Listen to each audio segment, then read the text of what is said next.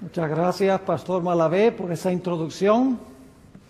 Quiero reiterar que para mí es un placer poder pasar estos días con ustedes aquí en la linda Isla del Encanto. Siempre es bueno venir a Puerto Rico. Es una isla hermosa con gente muy calurosa y siempre es un placer estar aquí con ustedes. Quiero extenderle un saludo muy cordial a mi amigo Oliver Coronado. Todavía no ha llegado a la tierra que mencioné anoche. Quiero nada más mencionar a los que viven allá en Punto Fijo, que los quiero mucho. Son personas muy calurosas, muy amables, pero ellos saben que lo que dije en cuanto a los burros y los chivos es verdad. Pero hay muchas cosas hermosas también en ese lugar. Tienen los médanos, que uno va allá y pareciera que estuviera en el desierto de Sahara.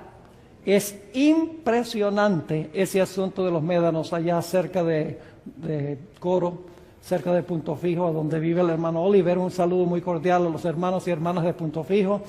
También a mis familiares que están viendo en Venezuela, en Colombia, a mi esposa posiblemente en Fresno. Hay muchas personas conectadas que están presenciando la programación. Antes de comenzar nuestro estudio, queremos hacer lo que siempre debemos hacer antes de abrir el Santo Libro del Señor. Y es elevar una plegaria a Dios para que abra nuestras mentes, para que podamos comprender, y abra nuestros corazones para que tengamos la sinceridad de recibir lo que Dios tiene para nosotros. Así que les invito a que junto conmigo inclinen sus rostros para elevar una oración a nuestro Dios. Padre Celestial, tu pueblo se haya reunido aquí con el fin de escuchar tu voz hablándonos por medio del libro que tú inspiraste. Pedimos, Padre, que tu palabra no regrese a ti vacía. Te ruego, Señor, que quites todo prejuicio e idea preconcebida en nuestro corazón, para que podamos escucharte hablando claramente en esta noche. Te lo pedimos en el precioso nombre, incomparable nombre de nuestro Señor y Salvador Jesucristo. Amén. Uno de los temas más discutidos y controversiales en la Iglesia Adventista del presente es el tema de la música. No hay un asunto en la Iglesia más potencialmente divisivo que este. Muchas iglesias en Norteamérica por lo menos tienen dos cultos. Uno de los cultos es tradicional, donde asiste mayormente gente de la antigua guardia, y allí se cantan los grandes himnos que se encuentran en el himnario adventista. En el otro culto se reúnen particularmente los jóvenes, y es un culto de matiz contemporáneo. No se cantan generalmente los himnos que tenemos en el himnario, sino que se cantan coritos que son compuestos mayormente por autores o por compositores pentecostales y evangélicos. La pregunta clave con la cual queremos comenzar nuestro estudio en esta noche es: ¿cuál de estos dos estilos de culto concuerda mejor con el mensaje y con la misión de la Iglesia Adventista del Séptimo Día? ¿Cuál de los dos métodos de adoración, cuál de los dos estilos de culto está en más armonía con nuestro mensaje y con nuestra misión? Para comenzar, quisiera mencionarles una experiencia que yo tuve no hace tanto tiempo. Hubo una actividad que se organizó en cierto país latinoamericano, no voy a mencionar el país. Fue una actividad juvenil organizada por una asociación y una misión en conjunto. Básicamente me llamaron y me pidieron que yo fuera el orador en esta actividad juvenil tan importante para esa asociación y misión que estaban trabajando juntos. Me pidieron que presentara un temario que se basara en las grandes profecías de la Biblia, pero desde una perspectiva juvenil. Así que me senté reflexioné, oré sobre cómo preparar temas que fueran atractivos para una mente juvenil. Bueno, tomé el avión, viajé 9 horas para llegar al destino, emocionado de la posibilidad de presentarle a los jóvenes el mensaje especial, profético, distintivo de la Iglesia Adventista del Séptimo Día para este tiempo. La primera noche de las reuniones, llegué temprano. Las reuniones se celebraron en un coliseo deportivo. Me senté allí en las graderías, observando a los jóvenes a medida que iban llegando a ese lugar. Después de un rato parecían hormigas que iban llegando, porque iban llegando por muchedumbres, por montones. Finalmente, el local estaba lleno con más de 1000 jóvenes representando esta asociación y esa misión. A medida que iban entrando me emocionaba más y más, viendo el tremendo potencial de presentar un temario que fuera atractivo a los jóvenes y que los inspirara a presentar el mensaje especial de la Iglesia Adventista para este tiempo. Pero debo decirles que en unos pocos minutos mis expectativas quedaron chasqueadas y mi entusiasmo quedó completamente desinflado. Al comenzar el programa, un grupo de jóvenes pasó a la plataforma elevada para dirigir un servicio de canto. Estaban vestidos con blue jeans y camisetas. En la plataforma había un sintetizador junto con guitarras eléctricas y empezaron a dirigir el servicio de canto.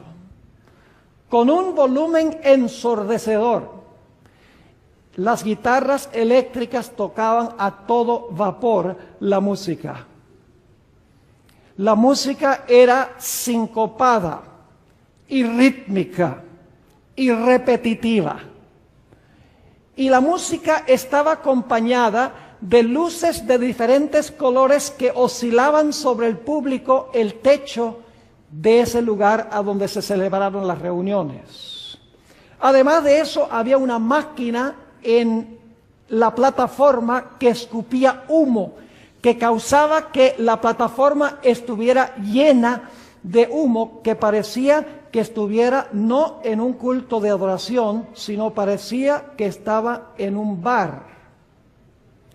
Los jóvenes no prestaban atención.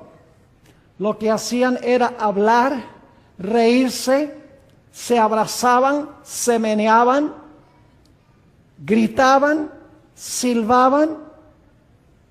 No podía creer, mis hermanos y hermanas, lo que yo estaba viendo en esa reunión.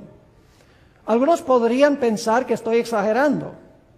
No estoy exagerando, en realidad estoy siendo conservador en mi descripción. Y tengo un video que saqué de esa actividad. Por ese video puedo documentar que lo que yo vi sucedió exactamente como lo estoy describiendo. El culto de alabanza duró algo más que 1 hora. Los ánimos de los jóvenes estaban, como dicen en Puerto Rico, enfogonados. Y se mostraban los jóvenes poco inclinados a estudiar la palabra del Señor. Finalmente, cerca de las 9 de la noche, el pastor que ayudó a coordinar esta actividad se acercó a mí y me dijo: Pastor Bor, ahora le toca a usted. Pero es tarde y tenemos que salir de este local a tiempo, así que va a tener que abreviar el mensaje. Y luego me dijo que tenía unos 20 minutos para predicar. Yo quiero decirles que aunque hubiera estado dispuesto de predicar, no podía predicar el tema que yo había preparado en 20 minutos. Una imposibilidad. Pero fuera de eso, los jóvenes no estaban en condición para escuchar un mensaje sobre las profecías de la Biblia. Todavía se reían y todavía se abrazaban y se meneaban. Tomó 10 minutos nada más para calmarlos, para que yo pudiera comenzar a predicar. Los jóvenes no mostraron ninguna reverencia, ningún concepto de que el Dios eterno, el Dios todopoderoso, estaba presente en ese lugar. Durante todo el fin de semana, mis hermanos y hermanas, no escuché ni un solo sermón, porque fueron varios que presentaron seminarios y sermones, donde se presentara el mensaje distintivo y especial de la Iglesia Adventista para este tiempo. Los mensajes que se proclamaron podrían haber sido predicados por un pastor pentecostal o un pastor bautista o un pastor de cualquier otra denominación.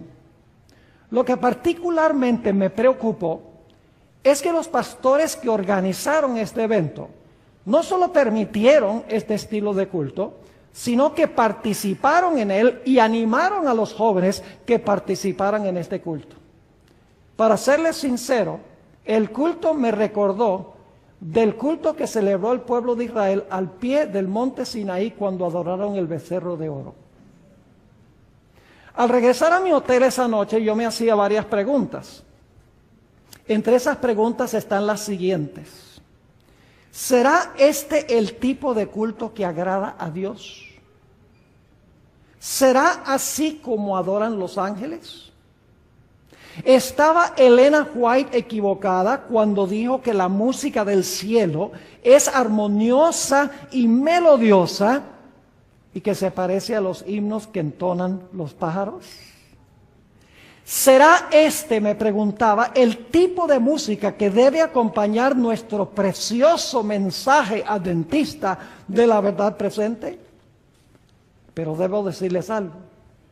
Hubo un elemento positivo en ese servicio de adoración. Y es que uno de los pastores que estaban presentes le había enseñado a sus jóvenes a adorar con reverencia a Dios. Y cuando comenzó la música, este pastor con todos sus jóvenes se paró y se retiraron del local. Me hizo recordar de lo que hicieron los levitas al pie del monte Sinaí. Cuando Israel adoró el becerro de oro, los levitas se pusieron de parte del Señor. Este evento también me hizo recordar un evento que transpiró en la historia de la Iglesia Adventista del Séptimo Día, el famoso campestre de Indiana. Ahora, parece que antes del año 1900, por 2 años antes del año 1900, el presidente de la asociación y el evangelista habían empezado a enseñar algunas ideas extrañas, teológicas extrañas. Es una teología que se conoce como la doctrina de la carne santificada. Cuando el presidente de la asociación y el evangelista S.S. Davis empezaron a enseñar esto, contagiaron a los pastores y la mayoría de los pastores de la asociación aceptaron esta teología y la transmitieron a una gran porción de la feligresía de las iglesias en la asociación de Indiana. Del 13 al 23 de septiembre del año 1900, en la ciudad de Muncie, en Indiana, se celebró un campestre a donde estas personas que estaban enseñando estas doctrinas exhibieron no solamente su teología, sino exhibieron la forma en que adoraban en vínculo con su teología. La sierva del Señor nos ha dicho que no tenemos nada que temer al futuro, al menos que nos olvidemos cómo Dios nos ha conducido en el pasado. El filósofo Santayana una vez dijo que los que no aprenden de los errores de la historia están condenados a repetirlos. Algunos dicen, pastor, ¿por qué usted habla de estas cosas? Eso causa división y causa riña y desunión en la iglesia. Hable nada más de cosas que nos hagan sentir bien. Mis hermanos y hermanas, tenemos que aprender las lecciones de la historia. Aun cuando vaya en contra de nuestro sentir, en contra de lo que nosotros hemos creído, si vemos que la historia nos enseña que necesitamos cambiar, debemos tener la valentía y la sinceridad de cambiar y de aceptar el mensaje que Dios tiene para nosotros. Como le mencioné, el problema en el campestre de Indiana era una teología errada que se estaba enseñando. Básicamente, la teología era que cuando una persona acepta a Cristo como su Salvador y se convierte, en ese momento se le quita su naturaleza pecaminosa y recibe carne santa. Lo cual significa que cualquier cosa que la persona haga después de su conversión no puede ser pecado porque la persona tiene carne santificada. En la iglesia adventista nosotros enseñamos que cuando una persona se convierte recibe una nueva naturaleza, pero la vieja naturaleza queda allí. Hasta el momento que Cristo regrese del cielo para cambiar este cuerpo vil a semejanza del cuerpo de su gloria, todos los hábitos de las malas prácticas que se encuentran en nuestro sistema nervioso quedan allí y tienen que ser subyugadas por la nueva naturaleza. Pero ellos estaban enseñando que cuando una persona se convierte, reciben carne santificada como la que recibiremos cuando Cristo venga en poder y gloria. Pero el problema en Indiana no solamente era la teología de la carne santificada. El problema en el campestre también era el estilo de adoración que acompañaba esta falsa teología. Los líderes de la conferencia general estaban muy preocupados por lo que estaba sucediendo en Indiana. Había llegado rumores a nuestros dirigentes de la Iglesia Mundial que específicamente en Battle Creek, de que en Indiana se estaban enseñando ideas raras y se estaba adorando con un estilo de adoración raro. Y por lo tanto, los dirigentes de la conferencia general dijeron, vamos a mandar a 2 pastores a ese campestre en Indiana para que puedan rendirnos un informe en cuanto a lo que está sucediendo allí. Y por lo tanto, la conferencia general mandó al pastor A.J. Breed y también a otro pastor mejor conocido, el pastor Stephen Haskell, que escribió el libro The Cross and its Shadow, La Cruz y su Sombra. Ahora, estos pastores fueron testigos oculares de lo que sucedió en el campestre de Indiana. Es más, el pastor Haskell le escribió una carta a la hermana White solamente 2 días después de terminar el campestre, el 25 de septiembre, y le contó a la hermana White lo que había visto allí. Ahora, permítame en primer lugar leer en detalle aquí los instrumentos que se estaban usando en ese campestre específicamente. Y estoy tratando aquí de...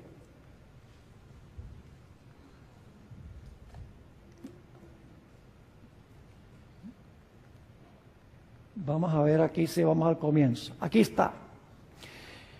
Dice, había un tambor grande, 2 tamboriles, una viola, 2 violines, una flauta y 2 trompetas, que se unieron a un órgano y unas pocas voces. Ahora ustedes dirán, ¿qué tiene de problemas que se usen flautas y violines y viola? ¿Qué tiene de malo eso? Bueno, los instrumentos en sí no son malos. Es la forma en que se usan los instrumentos donde está el problema. Ahora, ¿cómo se estaban usando estos instrumentos? Fíjense lo que sigue diciendo. Usan el himnario Garden of Spices, que significa jardín de especies. Es un himnario no adventista. En un momento le voy a mencionar algo sobre ese himnario. Dice, usan el himnario Garden of Spices, ahora aquí viene la parte clave, y tocan piezas bailables con letra sagrada. ¿Están empezando a captar algo interesante? ¿Cómo se usaban los instrumentos? De una forma solemne, digamos como una sinfónica o algo así. ¿Cuántos de ustedes han visto a gente en un concierto sinfónico bailando? No. Aquí dice que estaban usando esos instrumentos para tocar piezas bailables, pero con letra ¿qué? Con letra sagrada. Eso es mezclar lo santo con lo común, mis hermanos y hermanas, que la Biblia prohíbe terminantemente mezclar lo que es sagrado con lo que es común. Ahora, permítanme mencionarles algo sobre el himnario Garden of Spices. Quiero decirles en primer lugar que la iglesia adventista para este tiempo ya tenía su propio himnario. Es más, la iglesia adventista para este tiempo ya tenía 2 himnarios.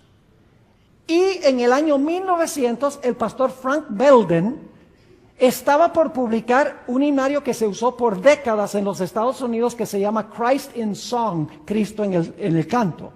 Ahora, escuche los nombres de los himnarios que tenía la iglesia adventista. El primero se publicó en el año 1869.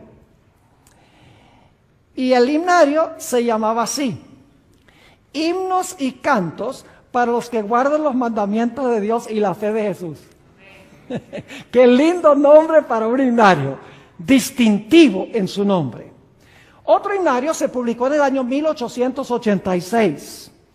Y el título o el nombre de ese himnario es The Seventh-day Adventist Hymn and Tune Book, que se traduce Libro de Himnos y Cantos de la Iglesia Adventista del Séptimo Día.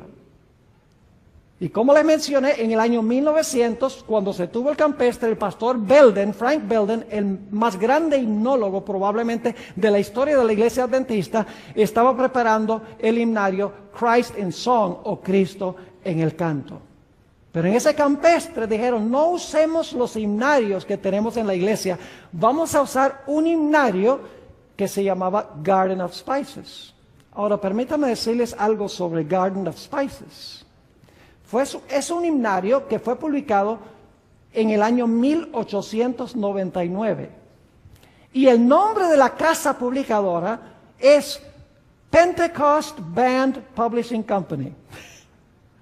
Ahora, esa palabra Pentecost ya les dice cuál es el matiz del himnario. Es un himnario de matiz, ¿qué? Pentecostal, exactamente. Música secular, pero con letra ¿qué? Con letra sagrada. Ahora, ese himnario tenía muchos himnos de los himnos tradicionales. Fueron editados y cambiados hasta cierto grado, pero había muchos himnos también que habían sido compuestos específicamente para una audiencia de estilo pentecostal. Tal vez nuestros dirigentes pensaron, bueno, nuestros himnos adventistas son muy anticuados, están pasados de moda.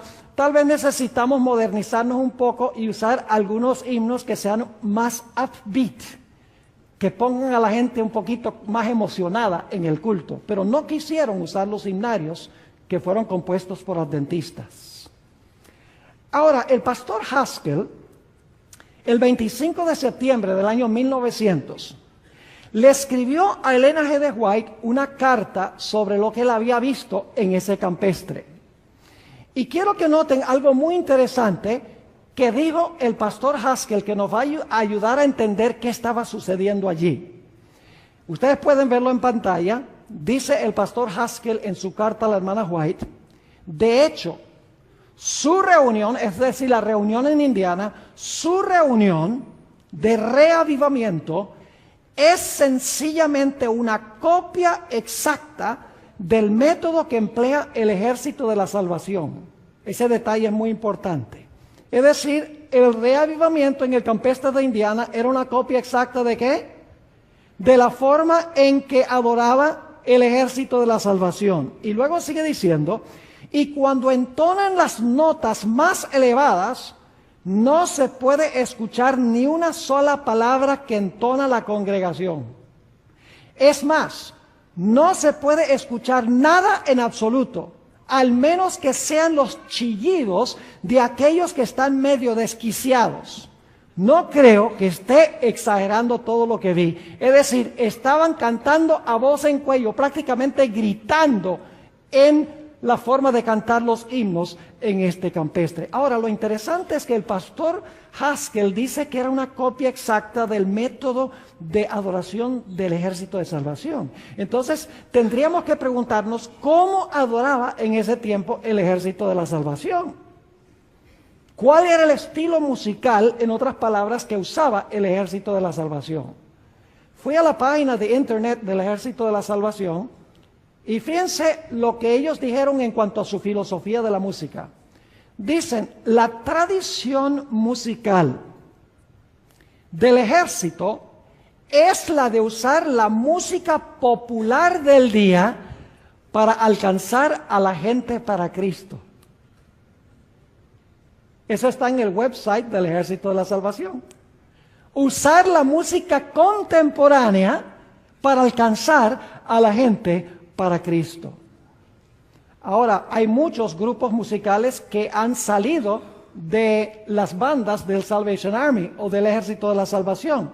Algunos nombres son Joy Strings, los Insiders, los Lads, los Electrolyte y otros nombres de grupos contemporáneos que tuvieron su origen en el Ejército de la Salvación y luego llegaron a ser bandas seculares que cantaban música secular.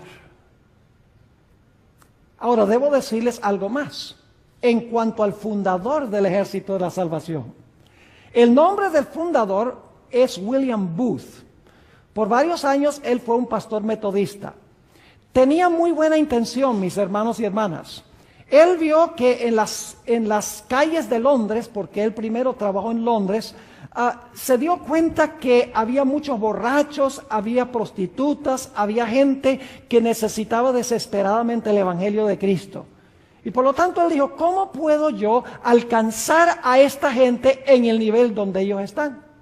Y llegó a la conclusión de que la mejor forma de hacerlo era adaptar el Evangelio al deseo de ellos. Y ustedes dicen, bueno, eso no está mal, eso está bien. Mis hermanos y hermanas, el fin nunca justifica los medios.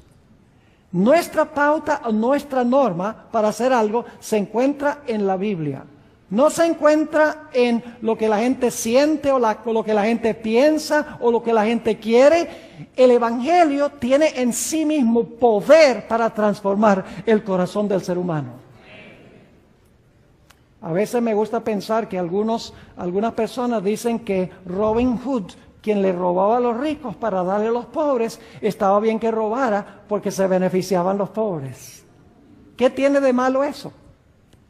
Hermanos y hermanas, el fin nunca justifica los medios. Muchas personas se convirtieron, muchas personas aceptaron a Cristo, hubo un cambio en su vida, pero posiblemente eso hubiera sucedido si sencillamente hubiera ido a predicar el Evangelio como se encuentra en la palabra de Dios. Mis hermanos y hermanas, nunca Dios aprueba que nosotros rebajemos la elevada norma del Evangelio de Dios con el fin de conseguir un resultado que consideramos nosotros ser positivo. Así que no estoy hablando mal de William Booth. Él tenía buena intención, pero William Booth, el fundador, no tenía el mensaje que nosotros tenemos como iglesia. Quiero decirles algo en cuanto a William Booth. Esto posiblemente vaya a sorprender a algunos de ustedes. Él estuvo involucrado en el espiritismo. Es más, yo tengo citas de él donde él dice que él hablaba regularmente con su esposa difunta. Además de eso, hay mucha evidencia de que él pertenecía a los masones. Y era un amigo íntimo de un individuo de apellido Rothschild. Posiblemente algunos han oído ese nombre, se conecta con la famosa secta que se conoce como los Illuminati. Él era un amigo íntimo del señor Rothschild. Si ustedes miran hoy, muchos de los lugares, de los recintos a donde se reúne el Ejército de la Salvación, van a encontrar toda clase de simbolismo masónico en estos recintos a donde ellos se reúnen. Por eso no me sorprende, mis hermanos y hermanas, que en el campestre de Indiana, la sierva de Dios haya dicho esto, y lo voy a leer ahora, lo que dijo la sierva del Señor. Dijo que en el campestre de Indiana, agentes satánicos estaban presentes, demonios en forma humana, que trabajaban con todo el ingenio que Satanás puede emplear para hacer que la verdad resultase odiosa para las personas sensibles. Mis hermanos y hermanas, también el Espíritu de Profecía nos dice, en este testimonio, Signs of the Times, febrero 26 de 1885, que el Ejército de la Salvación en su teología pisoteaba la santa ley de Dios. Y recuerden que lo que estaban haciendo en Indiana era una copia exacta de la forma como adoraba el Ejército de la Salvación. Aquí está la cita de la hermana White, hablando del Ejército de la Salvación. Y dicho sea de paso, hermanos y hermanas, no estoy hablando mal del Ejército de la Salvación. Hay mucha gente sincera que ama al Señor. Ellos se paran delante de Kmart y de Walmart a tocar sus campanitas en el tiempo de Navidad para ayudar a los pobres. Eso es algo loable. Podremos decir también lo mismo de los mormones. Los mormones es gente que tiene muchas cualidades positivas. Tienen una vida familiar muy buena, viven vidas ordenadas, son muy misioneros. Pero no por eso significa que lo que se hizo fue correcto. Espero que me entiendan eso. Ahora escuchen lo que dice la sierva del Señor. Hablando del ejército de la salvación y su teología y su práctica de adoración, siguen sus propias impresiones y afirman que el Espíritu Santo les enseña. Eso es lo que dicen los pentecostales. Dicen, el Espíritu Santo nos enseña. Y como los fanáticos que inquietaban a Lutero colocan sus impresiones por encima de la palabra de Dios escrita, mientras que pisotean la ley divina porque sus corazones no están en armonía con sus preceptos. Está diciendo ella que el ejército de la salvación en su teología pisoteaba la ley de Dios. Y saben algo interesante, en el año 1888 en los Estados Unidos se estaba agitando a favor de una ley dominical. Algunos de ustedes podrán saber eso, que en el Senado de los Estados Unidos ya se estaba agitando la idea de proponer una ley dominical nacional. ¿Saben ustedes que el ejército de la salvación estuvieron entre los primeros que apoyaron esa idea de una ley dominical?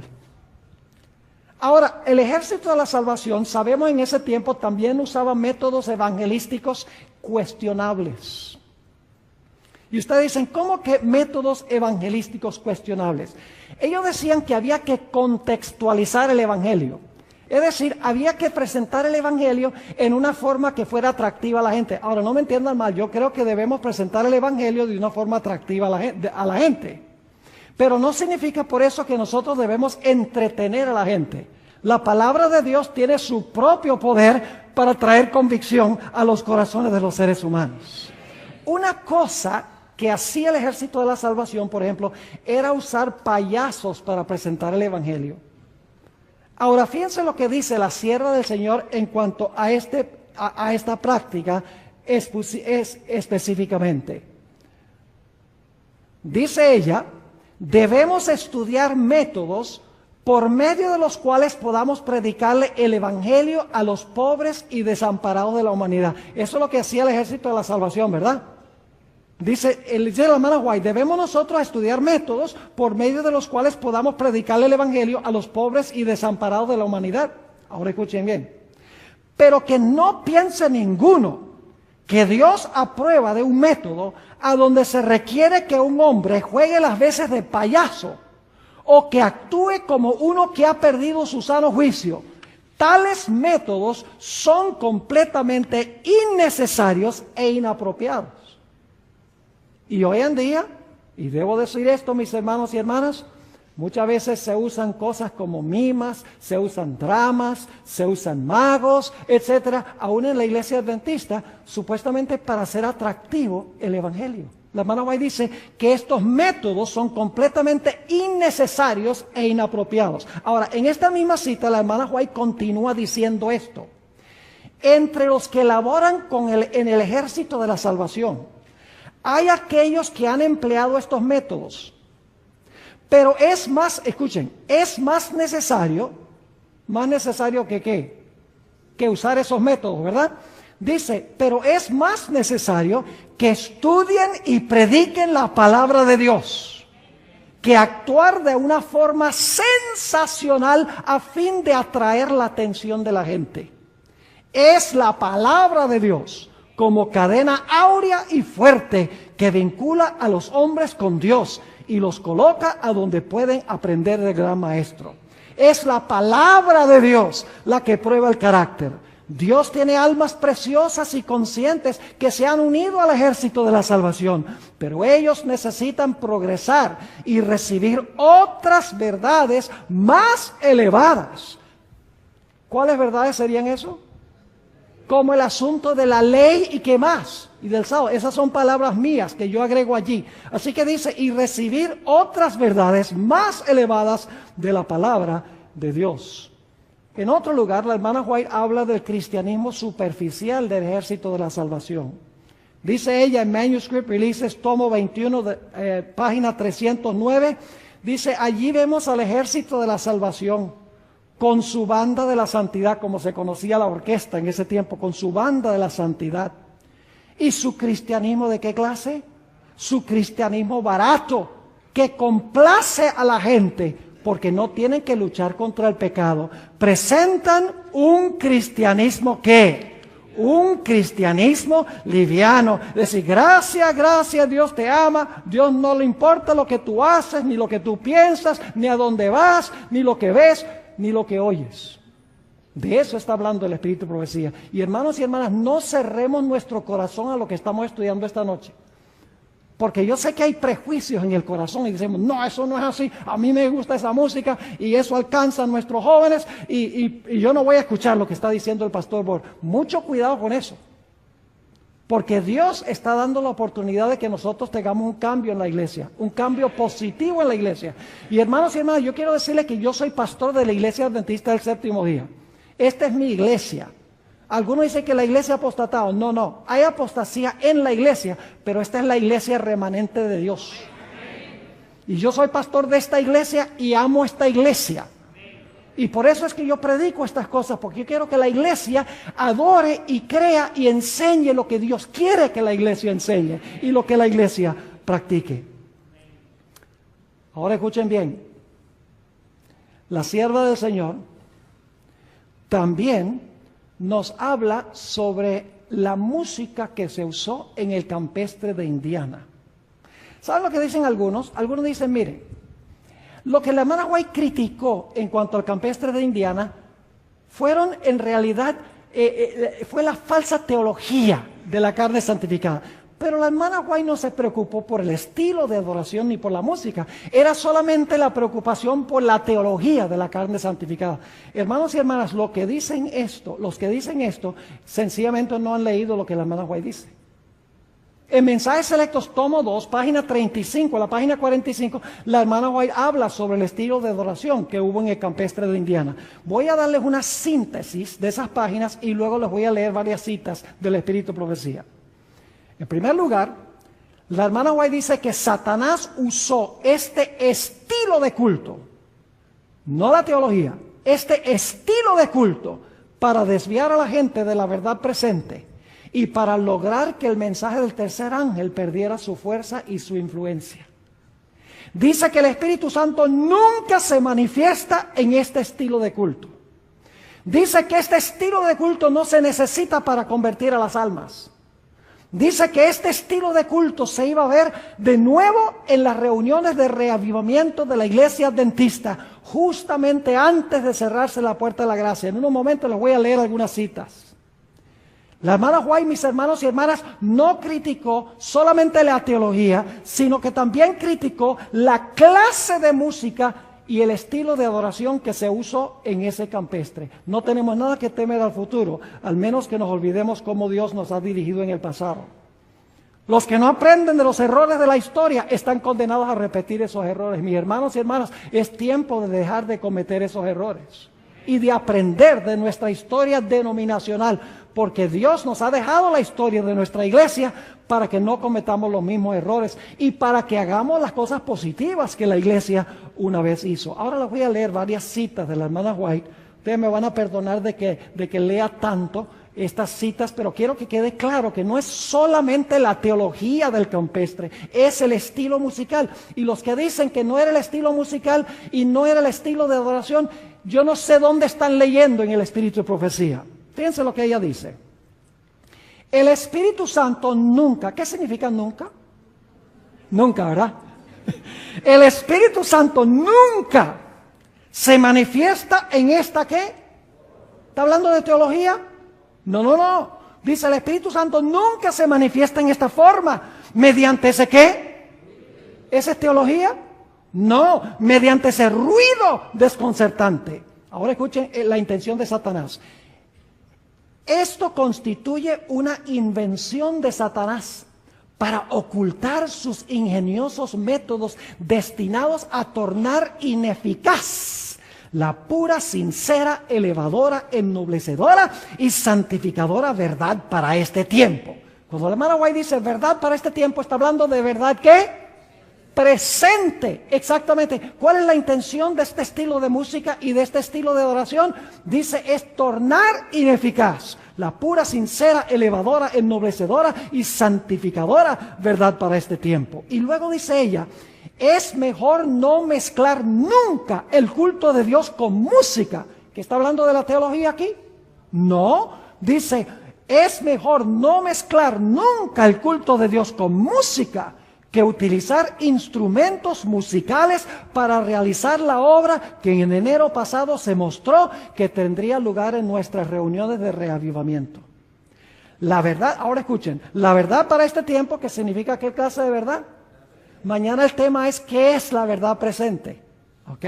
Así que mañana es la conclusión de lo que estamos estudiando esta noche. Dice, la verdad para este tiempo no necesita nada de eso para convertir a las almas. El ruido, fíjense, el estilo de culto, el ruido desconcertante aturde los sentidos y desnaturaliza aquello que, si se condujera en la forma de vida, fíjense, es la forma, no la teología, en la forma de vida constituiría una bendición. El influjo de los instrumentos satánicos, esa es una mala traducción, dicho sea de paso, porque está hablando no de los instrumentos en sí, sino seres humanos que se prestan como instrumentos. Es una traducción problemática esta. No está hablando de que la trompeta es mala o que el trombón es malo o aun que los tambores son malos. Sencillamente dice que algunas personas se prestan como instrumentos satánicos. Es decir, dice, el influjo de los instrumentos satánicos se une ¿con qué? Con el estrépito y el vocerío. Es decir, con la gritería, con la cual resulta un ¿qué? Un carnaval. Eso parecía el culto con el que yo empecé mi sermón esta noche. Con la cual resulta un carnaval. Y a esto se le denomina la obra de ¿qué? Se le denomina la obra del Espíritu Santo. Ahora aquí hay otra. Dice la sierva de Dios en esas mismas páginas, no debería estimularse esta clase de culto. ¿Está hablando de teología ahí? No, está hablando del estilo de culto. Sigue diciendo, no resumiré toda la historia porque es demasiado penosa, pero en enero pasado el Señor me mostró que en nuestras reuniones de reavivamiento se introducirían teorías y métodos erróneos. Fíjense, teorías y también ¿qué? Métodos erróneos. Y que se repetiría la historia pasada. Me sentí angustiada. Se me instruyó para que dijera que en esas demostraciones estaban presentes demonios en forma humana, que trabajaban con todo el ingenio que Satanás puede emplear para hacer que la verdad resultase ociosa para las personas sensibles. ¿Qué es la intención de Satanás en este estilo de culto? Hacer que la verdad para este tiempo sea ¿qué? Odiosa. Sigue diciendo. Debía decir además que el enemigo estaba tratando de disponer las cosas de tal modo que las reuniones de reavivamiento, creo que debería haber cambiado esto, ¿ok? No estoy acostumbrado. Yo creo en las ayudas audiovisuales. Audio porque me oyen y visual porque lo pueden leer en la Biblia y el Espíritu de Profecía. Esta tecnología no estoy acostumbrado, así que perdónenme. Así que dice que la hermana White, que Dios le dijo a la hermana White que debía decir además que el enemigo estaba tratando de disponer las cosas de tal modo que las reuniones de reavivamiento, que han sido el medio de presentar ¿qué cosa? La verdad del tercer ángel ante las multitudes, llegan a perder su ¿qué? Su fuerza y su influencia. ¿El problema es solo problema teológico? No, mis hermanos y hermanas, es un problema de estilo de adoración. El propósito de causar emoción y que la gente salte y que la gente diga aleluya. Y yo he encontrado adventistas que dicen, pastor, ¿por qué es que en nuestros cultos la gente no se emociona?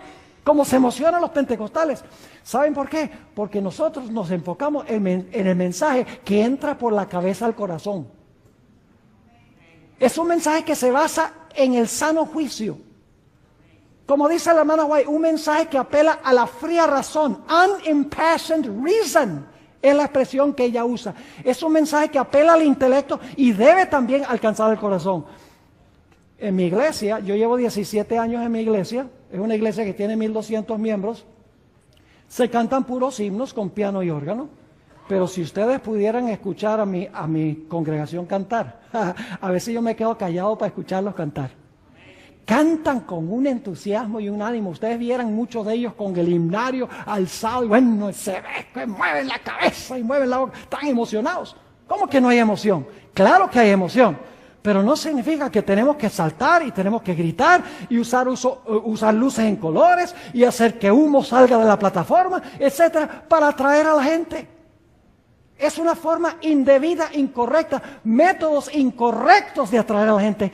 La palabra de Dios tiene suficiente poder para atraer a la gente y convertir al corazón humano. La sierva de Dios sigue diciendo, el Espíritu Santo no tiene nada que ver con ese desorden perturbador. ¿Está hablando de teología o del estilo? Del estilo, mis hermanos.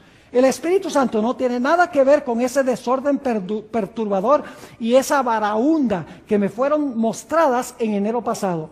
Satanás trabaja en medio del estruendo y de la confusión producida por esta clase de música. ¿Escucharon bien? ¿Por qué? Por esta clase de música, la cual, si fuera dirigida debidamente, serviría para alabar y glorificar a Dios. El diablo hace que tenga el mismo efecto que la mordedura ponzoñosa de la serpiente. Sigue diciendo la sierva del Señor, las cosas que han ocurrido en el pasado también acontecerán en el futuro. Satanás convertirá la música en una trampa debido a la forma como es dirigida. El que no entendió, me voy a sentar y no voy a decir más nada, porque eso no tiene nada que ver con teología. Eso tiene que ver con música y estilo de adoración. Y ahora viene lo aterrador. Escuchen lo que dice la hermana White. Lo estamos viendo ahora, estamos cerca del cierre de la puerta de la gracia, mis hermanos y hermanas. Estamos en el mero fin de la historia del planeta Tierra. Y nosotros como iglesia tenemos que enderezarnos, mis hermanos y hermanas, y enfocarnos en el mensaje de la Biblia, el mensaje de la verdad presente de nuestra iglesia. Tenemos nuevamente que usar los escritos de los libros rojos del Espíritu de Profecía. Hay que sacudirles el polvo y leerlos e implementarlos en la práctica en nuestra iglesia. Sigue diciendo la sierva del Señor, esas mismas, está escribiendo al pastor Haskell, esas mismas cosas que habéis explicado que ocurrían en Indiana, el Señor me ha mostrado que volverían a ocurrir justamente antes de la terminación del tiempo de gracia. Se manifestará toda clase de cosas extrañas. Escuchen esto. Yo estaba recordando esta cita cuando estaba viendo ese escándalo en esa actividad que se organizó. Y no vaya a decir nadie, el pastor Ball critica a la iglesia adventista, el pastor Ball le está tirando piedras a la iglesia adventista. No, porque yo soy de parte de la iglesia adventista, entonces me estoy tirando yo piedras también. ¿Acaso no se puede decir dónde la iglesia debe mejorar? Mis hermanos y hermanas, sin que la gente diga, ese es desleal, ese promueve desunión. No, mis hermanos y hermanas. Debemos, como mencioné anoche, hay una sola cosa peor que la desunión, y es una unión sobre un falso fundamento. Porque una unión sobre un falso fundamento finalmente cae y se desmorona. Sigue diciendo la sierva del Señor lo que va a pasar. Justo antes de cerrarse la puerta de la gracia, declara, se manifestará toda clase de cosas extrañas. Habrá vocerío. Shouting es la palabra que usa la hermana White. Habrá vocerío. ¿Acompañado de qué? Tambores, música y danza, y baile en la iglesia, en los campestres, está hablando ella. Dice, el juicio de algunos seres racionales quedará confundido de tal manera que no podrán confiar en él para realizar decisiones correctas. Y a esto consideran como la actuación de ¿qué? Como la actuación del Espíritu Santo. ¿Qué es lo que quiere hacer Satanás? Mis hermanos y hermanas, Satanás lo que quiere es desviar la mente de la verdad presente. Y alguno dice, pastor, ¿qué es verdad presente? Yo les explico qué es verdad presente, no es tan complicado. Para saber qué es verdad presente, lo que nosotros debemos estar predicando, sencillamente tenemos que descubrir dónde está Jesús ahora y qué está haciendo. Cuando Jesús vino a habitar entre nosotros, la verdad presente era que Jesús había venido a vivir una vida perfecta en nuestro medio. Cuando Cristo murió en la cruz, la verdad presente era que Cristo había pagado la deuda de nuestros pecados. Cuando Cristo entró al lugar santo, la verdad presente era que Jesús ahora iba a aplicar los beneficios de su obra en la cruz a aquellas personas que se arrepintieran, confesaran sus pecados y confiaran en Jesús. Ahora yo les pregunto, ¿a dónde está Jesús hoy? ¿A dónde está? Jesús está en el lugar santísimo. Yo pregunto entonces, ¿cuál es la verdad que nosotros debemos estar predicando hoy? Ahora, no me entiendan mal, ¿todavía debemos predicar que Cristo vivió una vida perfecta por nosotros? Claro que sí. ¿Todavía hay que predicar que Cristo pagó la deuda de nuestros pecados en la cruz? Claro que sí. ¿Hay todavía que predicar que Cristo es nuestro intercesor? Claro que sí. Pero si nosotros predicamos eso, mejor cerramos nuestras puertas y nos unimos a los bautistas y los evangélicos, porque ellos también predican lo mismo. El mensaje distintivo, como veremos mañana, de la iglesia adventista está en el lugar santísimo. Ahí está la ley, ahí está el sábado, ahí está el estado de los muertos, ahí se encuentra, como voy a mostrar, la reforma pro salud, ahí se halla la victoria sobre el pecado y la preparación para el cierre de gracia y la venida de Cristo Jesús en poder y gloria. Todo está en el lugar santísimo. El mundo desconoce esto, el mundo cristiano completamente lo desconoce porque ellos están todavía en el campamento, en el atrio y el lugar santo. No han entrado al lugar santísimo para descubrir las grandes verdades de la verdad presente que tiene la iglesia adventista del séptimo día. Y nosotros, ¿qué queremos hacer? Queremos regresar y adorar como adoran ellos. Ay, mis hermanos y hermanas, ustedes no entienden la pasión que yo tengo porque la iglesia regrese a sus raíces. Por eso es que yo viajo tanto. Mire, yo viajo, mi esposa no me ve como por 6 meses al año. Viajando a diferentes sitios, predicando en congresos, predicando en convenciones, predicando en iglesias, en aviones, muchas veces no durmiendo la cantidad de horas que debo dormir, comiendo comida de diferentes clases. Pero lo hago, mis hermanos y hermanas, porque yo quiero que la iglesia regrese al mensaje y la misión que Dios le ha encomendado a esta iglesia. Porque cuando eso suceda, ay, cuidado diablo. Le digo, porque el mundo va a ser sacudido con el mensaje de ese ángel que desciende del cielo, que va a llenar toda la tierra con su gloria. Ahora quiero compartir con ustedes algo muy interesante. Una vez estaba hablando con un individuo que creía en la música contemporánea y que creía en usar instrumentos con música sincopada, con música rítmica, etcétera. Y me dijo una cosa que me tiró una curva, como decimos en terminología de béisbol. Y yo debo admitir que cuando me lo dijo, yo no le tenía una respuesta inmediatamente. Me dijo, pastor, ¿usted ha estudiado las escenas de adoración en el cielo? Yo le dije, sí, claro. Y me dijo, ¿a dónde consigue usted en esas escenas de adoración algún sermón? Todo lo que hacen ahí es alabanza. No hay sermones. Y yo digo, oiga, yo tengo que mirar esto. Y me puse a mirar, de verdad tenía razón. Todas las escenas de adoración que tenemos en Apocalipsis, las voy a compartir en un momento con ustedes, son escenas donde están cantando y donde están alabando. Entonces, la insinuación era de que nuestro culto de adoración no debemos centrarnos en la predicación, sino que debemos centrarnos más bien en la alabanza. Y dejar tal vez unos 10 o 15 minutos allí por un snack en la hora del sermón. Yo veo que muchos de ustedes entienden inglés. Han vivido en Nueva York, o han vivido en Miami, o en alguno de esos lugares. Ahora escuchen.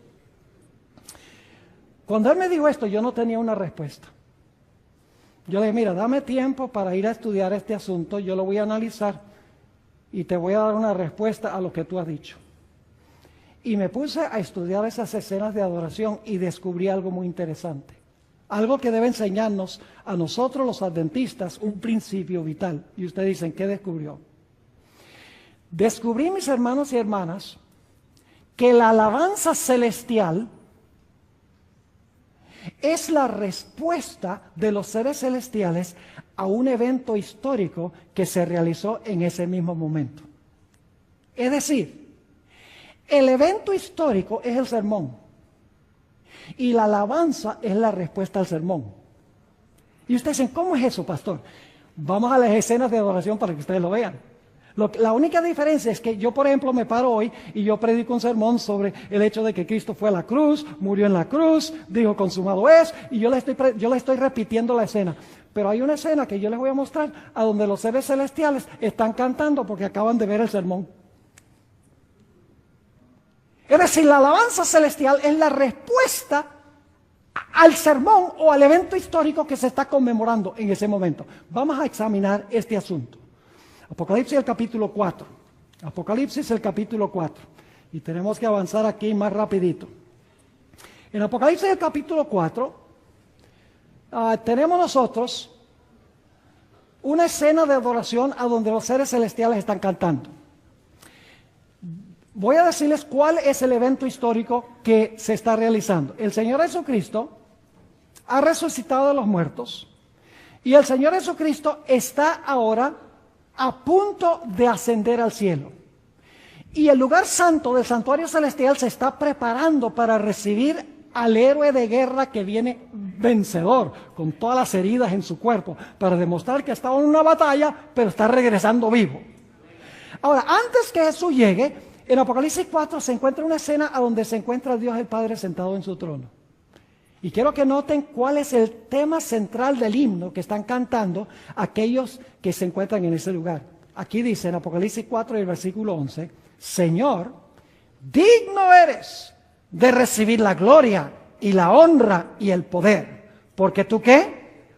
Porque tú creaste todas las cosas y por tu voluntad existen y fueron ¿qué? Y fueron creadas. ¿Cuál es el tema central de este himno que se está cantando antes que llegue Jesús? Se está exaltando al que está sentado en el trono porque Él es el creador. Ahora usted dice, ¿acaso Jesús no es el creador? Sí, sí. El Padre es el arquitecto y Jesús es el albañil. El Padre elaboró el plan y se lo dio a Jesús y Jesús implementó el plan. Por eso en el Nuevo Testamento se exalta al Padre porque por su voluntad existe todo. Y también se menciona que Cristo es el creador porque Él es el que implementa el plan que desempeñó el Padre. Lo que quiero que noten aquí es que en Apocalipsis 4 y el versículo 11, el tema del himno es que el que está sentado sobre el trono es digno porque Él es el creador. No se menciona nada de redención. Ahora quiero que noten qué se cantó en el cielo cuando Jesús murió en la cruz. Noten lo que dice Apocalipsis el capítulo 12 y el versículo 10. Apocalipsis el capítulo 12 y el versículo 10. Dice allí, Jesús acaba de morir aquí y dice, entonces oí una gran voz en el cielo que decía, ¿qué cosa? Ahora ha venido la salvación, el poder y el reino de nuestro Dios y el poder de su Cristo. ¿Por qué razón? ¿Porque a qué? Porque ha sido lanzado fuera el acusador de nuestros hermanos, el que los acusaba delante de nuestro Dios día y noche. ¿Qué himno están cantando? ¿Están cantando qué cosa? En honor a Cristo. ¿Y cuál es el evento histórico? El acusador de los hermanos ha sido ¿qué? Lanzado fuera. Ahora yo pregunto, ¿qué evento fue el que lanzó fuera a Satanás? Usted conoce muy bien Juan 12 y el versículo 31 al 33. El Señor Jesucristo dijo, ahora es el juicio de este mundo. Ahora el príncipe de este mundo será ¿qué? Lanzado fuera. Lo dijo como 3 días antes de morir en la cruz. Pero aquí los seres celestiales, Jesús ha muerto y están diciendo, el acusador de los hermanos ha sido lanzado fuera. Porque Cristo murió y recuperó el trono que había sido dejado vacante por Adán. Ahora mis hermanos, yo pregunto, ¿el himno cuadra con el evento histórico? En el cielo están cantando en cuanto al evento histórico de que Cristo acaba de morir, de que el acusador de los hermanos ha sido lanzado fuera. Sí, el himno cuadra con el sermón. El himno cuadra con el evento histórico. Vamos a nuestro siguiente ejemplo. En el capítulo 5 de Apocalipsis, Jesús llega al santuario celestial, al lugar santo. Y cuando Jesús llega al santuario, al lugar santo, se presenta como el Cordero. Y quiero que noten cuál es el tema central del himno. Los seres celestiales, mis hermanos y hermanas, han visto a Jesús morir en la cruz. Han visto cómo el acusador de los hermanos ha sido lanzado fuera. Y ahora ellos en el cielo están esperando que llegue el vencedor en la batalla, y ahora el Señor Jesucristo llega y se presenta delante de su Padre.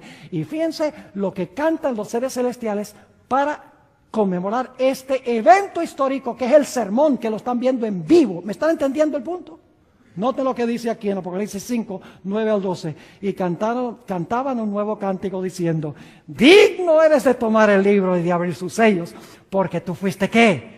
Inmolado, y con tu sangre has redimido para Dios de todo linaje y lengua y pueblo y nación, y nos has hecho para nuestro Dios reyes y sacerdotes, y reinaremos sobre la tierra. Y miré y oí la voz de muchos ángeles alrededor del trono y de los seres vivientes.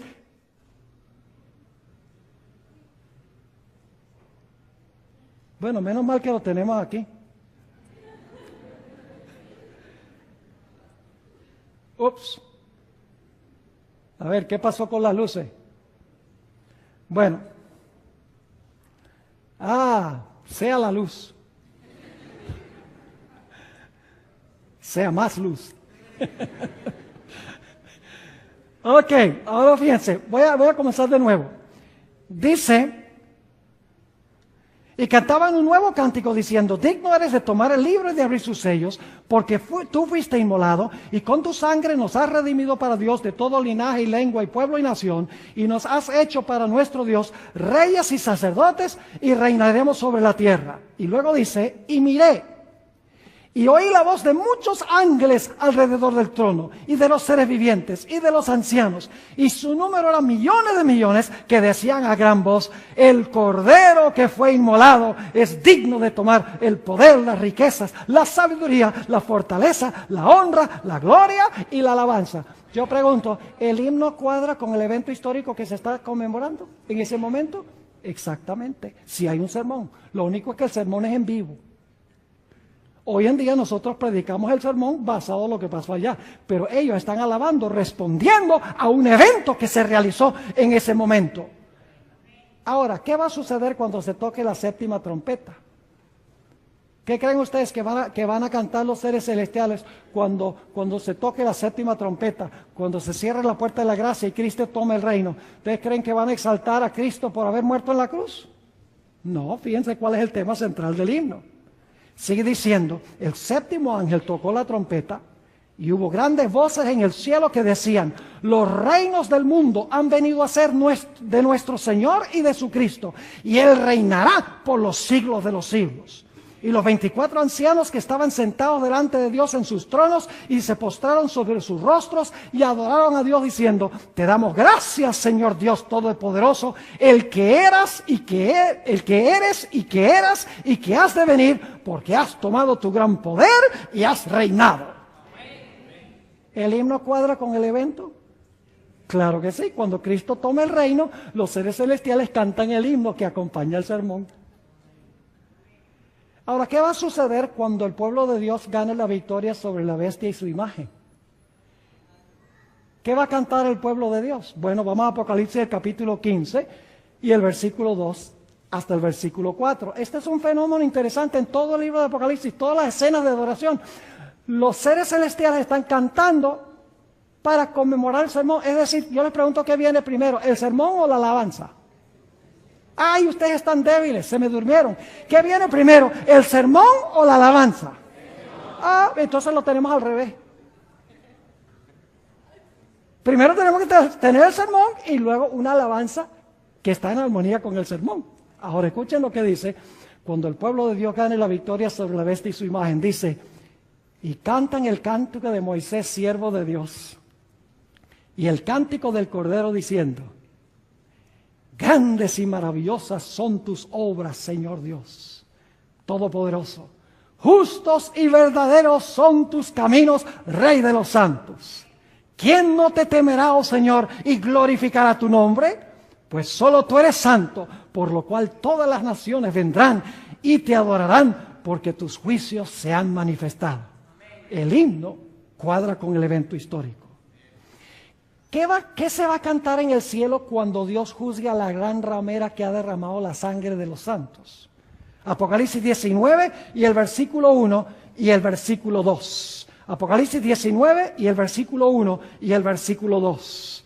Dice, después de esto, oí una gran voz de gran multitud en el cielo que decía, aleluya, salvación y honra y gloria y poder son del Señor Dios nuestro, porque sus juicios son verdaderos y justos, porque ha juzgado a la gran ramera que ha corrompido a la tierra con su fornicación y ha vengado la sangre de sus siervos de la mano de ella. ¿El himno cuadra con la liberación del pueblo de Dios de manos de la ramera? Entonces, ¿cuál es el sermón? La liberación del pueblo de Dios de las manos de la ramera. ¿Y cuál es el himno? El himno es el que se canta aquí en Apocalipsis 19, el versículo 1 y 2. Si hay sermón en la alabanza celestial, pero es un sermón en vivo. La alabanza celestial es una respuesta a cosas que suceden en la tierra. Déjenme darles el último ejemplo. Cuando el pueblo de Dios se encuentre dentro de la santa ciudad, la Nueva Jerusalén, fíjese el himno que se va a cantar. Apocalipsis el capítulo 21 y vamos a leer los versículos 3 y 4. Apocalipsis 21 y el versículo 3 y 4. Dice, y oí una gran voz del cielo que decía, he aquí el tabernáculo de Dios con los hombres. Y Él morará con ellos. Y ellos serán su pueblo. Y Dios mismo estará con ellos como su Dios. Y todavía están cantando, enjugará Dios toda lágrima de los ojos de ellos. Y ya no habrá más muerte, ni habrá más llanto, ni clamor, ni dolor, porque las primeras cosas pasaron. Pregunta, ¿el himno cuadra con el sermón? El himno cuadra con el sermón, exactamente. Así que en el culto la predicación viene primero y la alabanza es el apoyo del sermón. Según las escenas de adoración que encontramos en el libro de Apocalipsis. Ahora, en cortas cuentas, mis hermanos y hermanas, la doxología adventista debe reflejar la teología adventista. A veces yo me molesto cuando hay un culto y en el culto se está hablando de, digamos, de la muerte de Cristo y el himno que se está cantando es en honor al Creador. O se canta un himno de la segunda venida de Cristo y se está predicando de su muerte en la cruz. No hay ningún problema con hablar de la muerte de Cristo en la cruz, pero nuestra música debe acompañar el sermón. Nuestro culto debe ser un culto organizado. Debe fluir, debe estar unido, una parte compaginando con cada otra parte. Tal vez esta es una oportunidad, Pastor Parra, para entonces tener una comisión de adoración en la iglesia que arme el culto, para que la alabanza, la música especial, la música congregacional cuadre con el mensaje del sermón. Y escuchen bien, y los himnos deben ser especialmente alusivos a lo que Jesús está haciendo ahora. Es decir, los himnos deben cuadrar con el mensaje de la verdad presente. Nuestra doxología debe reflejar nuestra teología. Hermanos y hermanas, si nosotros sencillamente cantamos los coritos repetitivos, sincopados y rítmicos que usan los pentecostales, nosotros no tenemos razón de existir como pueblo. ¿Me están entendiendo lo que estoy diciendo? Nuestra adoración debe ser neta y exclusivamente adventista del séptimo día, sin importar la música o los métodos de evangelismo o tantas otras cosas que nosotros hemos importado del mundo cristiano pensando que ellos lo hacen mejor que nosotros. Quiero terminar con una última cita del Espíritu de Profecía. Porque hay muchos músicos y hermanos, lamentablemente hoy en día en la iglesia adventista, mucha de la música y de los artistas tienen dos propósitos. En primer lugar, ganar dinero y en segundo lugar, ganar fama. Triste, pero es la realidad. Note lo que dice la sierva del Señor para concluir. La ostentación no es religión ni santificación. No hay nada más ofensivo a la vista de Dios que un despliegue de música instrumental, cuando aquellos que toman parte no son consagrados, no tienen melodías en sus corazones para el Señor. La ofrenda más dulce y aceptable a la vista de Dios es un corazón que ha alcanzado la humildad al practicar la abnegación, al elevar la cruz y seguir a Jesús. Mis hermanos y hermanas, necesitamos una reforma en Puerto Rico en el estilo de adoración. Necesitamos regresar a nuestras raíces. Necesitamos que nuestra alabanza y nuestro culto sea netamente adventista y que cuadre con la verdad presente que Dios ha dado para este tiempo. Dios quiera que la iglesia de Bellavista y las otras iglesias representadas aquí tomen a pecho lo que hemos hablado esta noche. No es la intención mía venir aquí a Puerto Rico a alborotar un avispero. No es mi propósito venir aquí a dividir. No es mi propósito tirarle piedras a nadie. Mi propósito es presentar la verdad de Dios para que nosotros podamos tener un culto, podamos tener música que honre y glorifique a Dios y que refleje al mundo nuestro mensaje especial para este tiempo. Que Dios nos bendiga y que esa sea una realidad. Oremos. Padre, te damos gracias porque nos has dejado escrita la historia de tu iglesia remanente. Gracias porque no solamente has mostrado los éxitos, sino también has mostrado los fracasos para que no repitamos los mismos errores. Padre, te ruego que bendigas a la iglesia de Bellavista. Bendice las demás iglesias representadas aquí de diferentes partes de Puerto Rico. Bendice también a todos aquellos que ven en iglesias, en sus casas, a través del internet, a través de emisoras de radio, escuchando, a través de emisoras locales de televisión. Te ruego, Señor, que tu Espíritu Santo toque corazones, abra mentes, para que podamos tener una adoración que honre y glorifique tu nombre y que proclame tu mensaje especial para este tiempo al mundo. Gracias, Padre, por habernos acompañado y gracias por responder esta oración, porque te lo pido en el precioso nombre de tu Hijo, Cristo Jesús. Amén. Amén. ¿Están ofendidos? Los quiero.